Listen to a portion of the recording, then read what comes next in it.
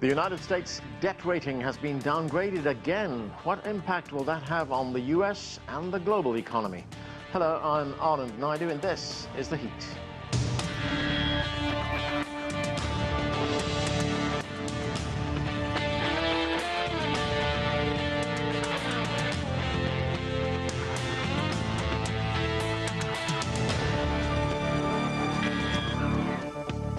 The ratings agency Fitch recently downgraded Washington's credit rating over rising debt levels and continued budget standoffs in the U.S. Congress over federal spending.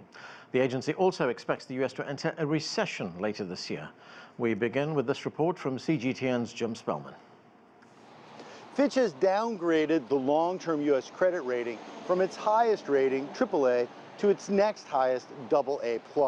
This is only the second time a major credit agency has downgraded the United States. Fitch says it anticipates, quote, expected fiscal deterioration over the next 3 years and cites the growing burden of U.S. government debt and deficits. Additionally, the rating house notes a, quote, steady deterioration in standards of governance over the last 20 years, cites the lack of medium-term fiscal framework while noting the complex U.S. budgeting process that often pits the White House, Senate, and House of Representatives against each other. Last month, Fitch warned that the frequently recurring challenges over raising the U.S. debt ceiling had put the AAA rating in jeopardy. The downgrade comes as President Biden has been touting the U.S. economy on the campaign trail. I came to office determined to move from a trickle-down economics that everyone from the Financial Times and the Wall Street Journal and it's called Bidenomics, with a plan that's working, building from the bottom up, middle out. The White House rejects the Fitch downgrade, issuing a statement saying, in part, we strongly disagree with this decision. The ratings model used by Fitch declined under President Trump and then improved under President Biden, and it defies reality to downgrade the United States at a moment when President Biden has delivered the strongest recovery of any major economy in the world. The Fitch report says the AAA rating could be restored if the White House and Congress come up with a better system for funding mandatory spending items. But it's hard to see that happening anytime soon in politically divided Washington. Jim Spellman, CGTN, Washington. To discuss the U.S. economy and politics, let's bring in our panel. From New York, Anthony Chan is the former chief economist for JPMorgan Chase. From Guangdong in China, Liang is chair professor in economics at Willamette University. Anthony Moretti is an associate professor at Robert Morris University. He joins us from Pittsburgh. And from Miami, John Quelch is professor at the Herbert Business School at the University of Miami. Welcome to all of you. Anthony Chan, so we now have two of the three major ratings agencies that have downgraded U.S. debt. We had Standard & Poor that downgraded the U.S. in 2011, and then last Tuesday, Fitch downgraded the U.S. credit rating. What, in your view, does this mean, and how will it impact the U.S. economy? Well, I think it has some impact, but it's going to be limited. I think what it means is that our governance with regard to paying the national debt and all the wrangling and debate that goes on every time you have to raise the debt ceiling is finally taking its toll. That's been a problem for many years. I think that the agencies kind of warned us about it, and it's continued. So I'm not totally surprised that something like that happened. Of course, the debt is increasing. That doesn't help. Remember that the Congressional Budget Office is telling us that we're increasing our national debt by $5.2 billion every single day for the next 10 years on average. So these are significant numbers. So, Anthony Chan, there are some U.S. media which claim that it won't make a difference to ordinary consumers and that this was, in fact, a mistake by Fitch. Others say it's some kind of an alert signal, that it's long overdue. Well, I think that the fact that the national debt has continued to increase is obviously not a good sign. The fact that there's wrangling every single time you got to increase the national debt is not a good sign. But the reality is that there are not that many countries with AAA, and I don't think the United States is in danger of actually defaulting. So I think from a longer term perspective, it will have limited impacts, but it is an important signal that rating agencies are watching, and we certainly have to get our house back in order. John Quelch, another development is that the ratings agency has also warned that the United States could enter a recession later this year. But if we look at the economy, I mean, it's showing signs of resilience, recovering from the pandemic, as we have seen. We have almost full employment. This is how the U.S. Treasury Secretary, Janet Yellen, responded to this latest move by Fitch. Let's listen. Fitch's decision is puzzling in light of the economic strength we see in the United States. I strongly disagree with Fitch's decision, and I believe it is entirely unwarranted. So, John Quelch, what do you make of the timing and the rationale for this decision? Thank you, Anand. I was a little bit surprised that the Treasury Secretary actually came out and made a formal statement regarding this move. This is really a reactive move to, as Anthony said, the governance problems in the U.S. We have another deadline looming on September the 30th. But overall, the strength of the U.S. economy is very apparent in terms of the robust employment. Economic growth figures are good. Inflation is coming down faster than in other Western countries. And the innovation that characterizes the United States entrepreneurial system is as healthy as ever. So I think Fitch's warning shot is not a bad idea, but, you know, S&P downgraded from AAA in 2011 following the 2008-9 financial crisis. They downgraded in 2011, and it didn't have any effect really of a material nature on investment levels in the United States. So, you know, the Secretary's statement is what you would expect from a Treasury Secretary working on behalf of the current administration. But frankly, I was a little bit surprised that she took the time to even acknowledge the situation. So, John, given from what you've told us about the state of the U.S. economy, what do you make of the warning that the country could possibly enter a recession at some point later this year? Well, I'm, you know, on the record, Anand, you know, in your program and others of having successfully forecasted 8 of the last 4 recessions. And so, you know, in that respect, I would have to plead guilty to, you know, perhaps predicting something that is not likely necessarily to come to pass. It's very easy to look at the macroeconomics and convince oneself that all the data are moving in a direction that is consistent with a recession being inevitable. But the reality is that millions of people get up in the United States every day determined to make $1 million, regardless of what economists say, regardless of what Washington says or does. And that is really the strength of the United States, is that we have a very determined set of entrepreneurs who are out to make good regardless. And that is the energy that keeps the U.S. economy humming along in the face of what many economists might predict on the basis of the raw data. Liang, great to have you with us. Of course, there are many investors, many countries around the world that hold U.S. debt. It's considered safe. So what does this downgrade mean for them? And more broadly, what does it mean for the global economy? Yeah, good to talk to you, Anand. So I agree with the previous panelists. I think the United States does have a political problem, which is every time when we have to debate about the debt ceilings and bring the debt ceiling debacle to the brinkmanship, that has been a problem. But the United States does not have a capacity to pay problem, which is basically what Fitch and other rating agencies are supposed to assign their ratings based on, which is, you know, the capacity to pay. And for the United States, issues its own currency, and its debt is denominated in that currency. So there's no reason that the United States will become insolvent. And so I think the markets understand that, and that's why you see nothing basically changed in the U.S. Bond yields.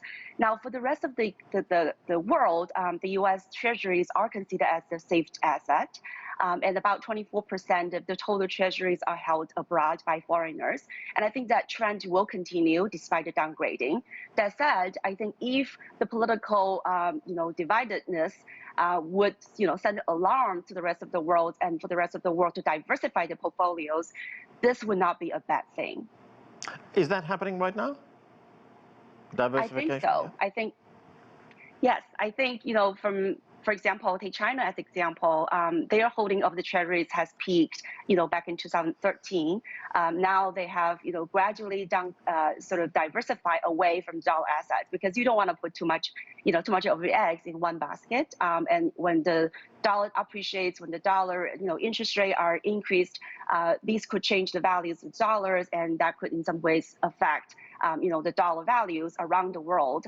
And so I think it makes sense for countries like China and other countries try to diversify, their currency, their foreign exchange reserves holdings, and also to diversify the vehicle currency that they use to make transactions. Anthony Moretti, Yang Liang makes a great point there, which he says that, look, when you look at a ratings agency like Fitch, they use criteria to determine a country's ability to meet its debt. But this seems to be political in many respects. I mean, as our reporter told us, part of the reason for the downgrade, according to Fitch, is, and I'm quoting here, a steady deterioration in standards of governance over the past 20 years. There was also an opinion piece in the Hill newspaper, which is published here in Washington, which says that from the 2000 election to the events of January 6th, the U.S. political system has suffered multiple blows, and that reference to 2000, that election then, was when George Bush was appointed president of the country. So what's the connection between this and downgrading the ratings? Well, I think, in some ways, it's to me, it's a little bit like if your doctor says to you, hey, you know what, might not be a bad idea if you lose a little weight. It's not saying that you are in absolute trouble. It's not saying that, the proverbial sky is going to fall in. But it does say, look, there are some things you should maybe take a little bit of a more careful look at. And because of that, that's why I was a little surprised, and others have mentioned this as well, that the Treasury Secretary would, A, say anything about this, but also say something as forceful. Fitch did not say the U.S. is doomed. Fitch did not say that, the world economy is therefore going to go crashing down with it. It simply said, hey, look, there are some signs out there that are problematic. There are some signs that are probably fixable. But if the United States continues to say, okay, if the Democrats are talking, the Republicans are not going to listen, or vice versa, then this spiral is going to continue. So what are we to make of the fact that there are these deep divisions in Congress right now? I mean, we see this sort of constant wrangling over raising the debt ceiling. I mean, is the economy, or the arguments over the economy, actually, is it because of partisan politics here? Sadly, I think everything is. And I fear that it's only going to get worse as 2023 becomes 2024. Right now, the presumption is Donald Trump has enough control of the Republican Party that he's likely to be their nominee. Joe Biden certainly will be the Democratic nominee. But even if it's not Trump, whoever it is on the Republican side is going to absolutely bash Biden for anything that he's done or not done. And they will find ways to look past some of that good economic news that was mentioned earlier, because quite frankly, as you know, Americans tend to judge an incumbent very high in the list of things they decide. How is the economy going? There are good signs to the economy. Yes, it's not perfect, but there are good signs out there. So as a result, this political partisanship does nothing to really aid making things better for Americans, especially those in the struggling middle class. John Quelch, getting back to that statement made by Janet Yellen, she claims that governance in fact improved under President Biden. The Wall Street Journal begs to differ with that. It is questioning that statement and whether she was being, in fact, the Wall Street Journal did say, is she joking? Is she serious? And it referred to the blowout spending by this administration. But, I mean, shouldn't debt shrink when the economy grows? So to give a little bit of historical context on this, in 1989, the U.S. debt, cumulative debt, was $3 trillion, and today it's more like $32 trillion. So in the space of 30 years, administrations, both Democrat and Republican, have thrown a tremendous amount of money on the table. Some of that was in response to unexpected events such as the COVID-related crisis, but much of it was irresponsible spending in excess of what the government was taking in. Now, to the earlier point that was mentioned, the total net worth of U.S. assets is around about $120 trillion, $130 trillion. And so the deficit that we're looking at, the cumulative debt, I should say, is around about a little less than 1/4 of the total net worth of the United States. So there's no risk at all of default or America going bust, to put it at its most extreme. But frankly, the level of irresponsibility of both parties in excessively spending above and beyond the intake of the federal government is unfortunate. And I think the rating agency is correctly looking at that as one element of the equation here. Now, to your specific question, you know, the Biden administration might believe that it has operated in the best interests of governance. But the reality is, as has been mentioned, when you have a divided situation where one party is dominating the House of Representatives and the other party is in the White House, and both are at a standoff with each other, then governance, however well written the policies may be, breaks down because there is simply gridlock and a deadlock in terms of the lack of ability to come to an agreement. So that is where the breakdown in governance comes from. It's not really a function of the Biden administration having failed. It's just the reality of there being a divided administration, executive versus legislative. Anthony Chan, there was some data that was released by the Congressional Budget Office. It was a graph, which we'll put up on the screen, and it shows that the country's debt will be as big as the country's GDP, and the last time that happened was after World War II. What does that mean? How significant is that? Well, I think it is somewhat significant because it really tells you that while it's not critical right now, we're certainly not on a sustainable path, as you can see from your chart. A good rule of thumb that economists like to use is that they compare the cost of the debt and the weighted average cost of the debt right now, because we are borrowing more money at the short end than at the long end, where it's a lot cheaper. They're doing it for liquidity reasons to make sure that the Treasury market continues to function well.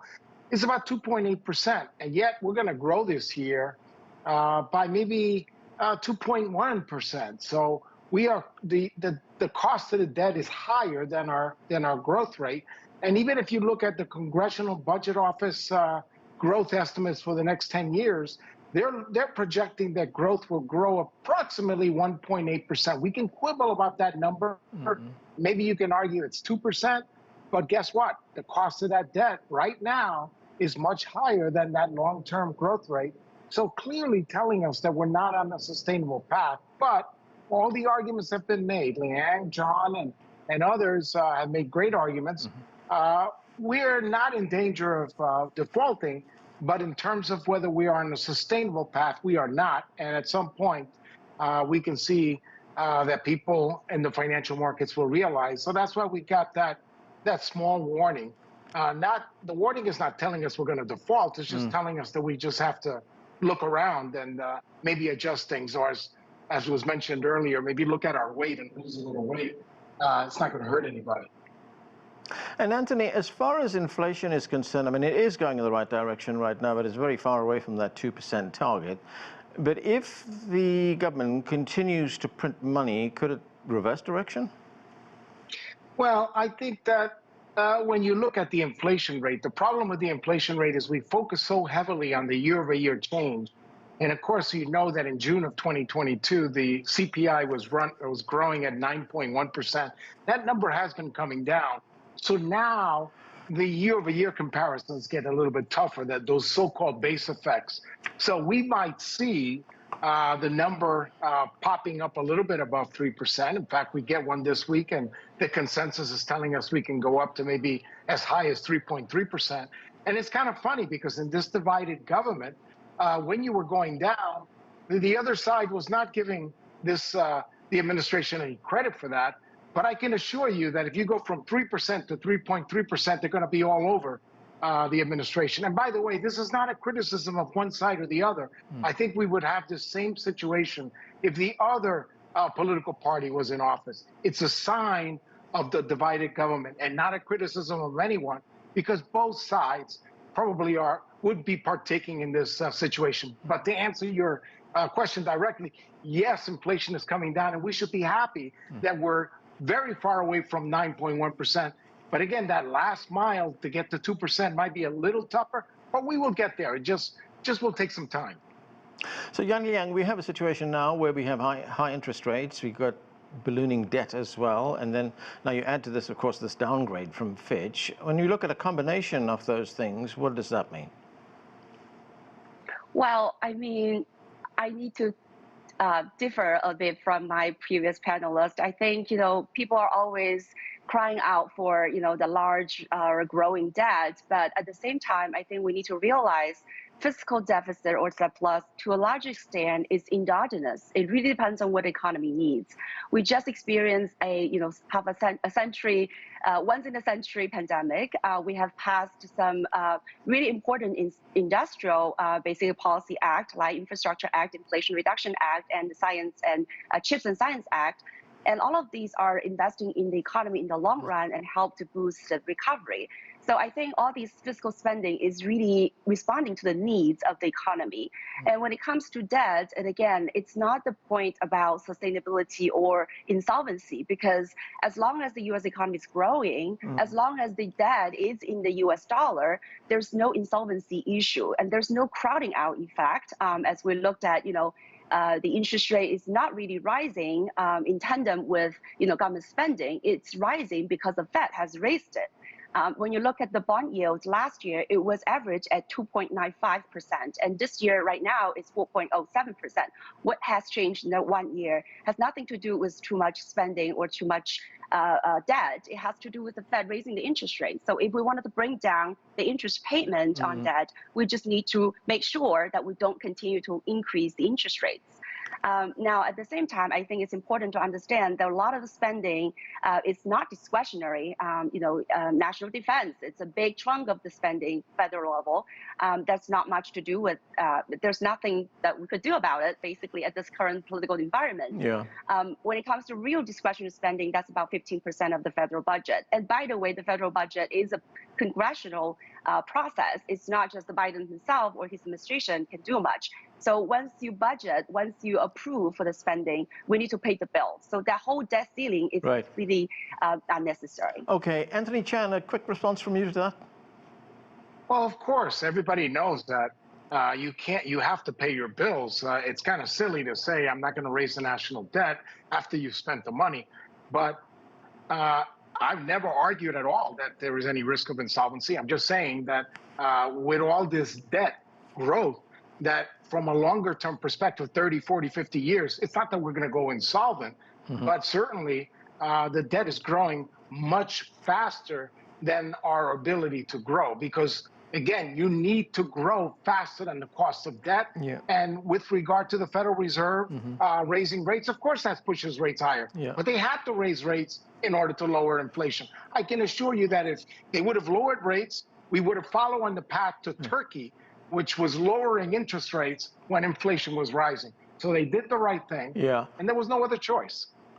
Anthony Moretti, Treasury Secretary Yellen also said that Treasury securities remain the world's preeminent, safe liquid asset.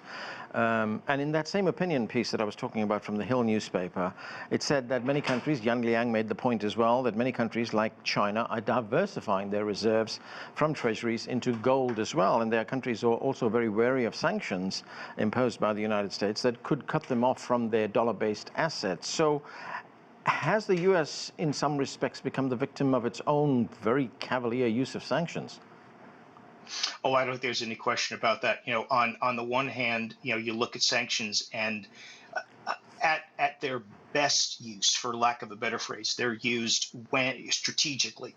They're not used necessarily as a tactic that's just used time and time again. Mm-hmm. And I think the criticism of this administration and the last 3 or 4 administrations is that sanctions have kind of become the go-to right off the top. And so as a result, I think there's a feeling that, domestically, it feels like a strong response. It feels like, we're doing something. We're standing up to, fill in the blank country and whatever bully or bullies might live there. But at the end of the day, especially if we look at the sanctions that were associated as well with China and the tariffs that were part of that, there is no doubt that the domestic spending or that the domestic audience and for Americans what they're able to spend and buy, that has certainly not worked out well in any way, shape, or form. So sure, I think there's an argument to be made to rethink when sanctions are used and how effective they ultimately turn out to be. John Quelch, very quickly, I've just got a little bit of time, but I'm wondering to what extent is current U.S. political and the economic climate as well, when I say political, I mean mainly foreign policy, motivating other countries, when you look at countries in the BRICS group, for instance, from moving away from using the dollar as a reserve currency. We've heard a lot about this. There's a big debate going on about it, and I think there was a bit of realism injected into that debate recently when it was pointed out that that is not something that's going to happen next month or next year or even probably in the next 10 years. But is it a valid concern that these other countries have? Anand, I'm a very simple person. So when you are talking about substituting one product or service for another, it has to be better, simpler, cheaper, or faster. Yeah. And I don't think at the moment that there's any alternative to the dollar that is better, cheaper, simpler, or faster in terms of a settlement currency for international trade. But certainly the dollar does deserve to have serious competition at some point if the yuan can put together a rationale that is going to enable that, so be it. Okay. We are going to have to leave it there. Thank you to all of you for being with us. That is it for this edition of The Heat. I'm Anand Naidu in Washington, D.C.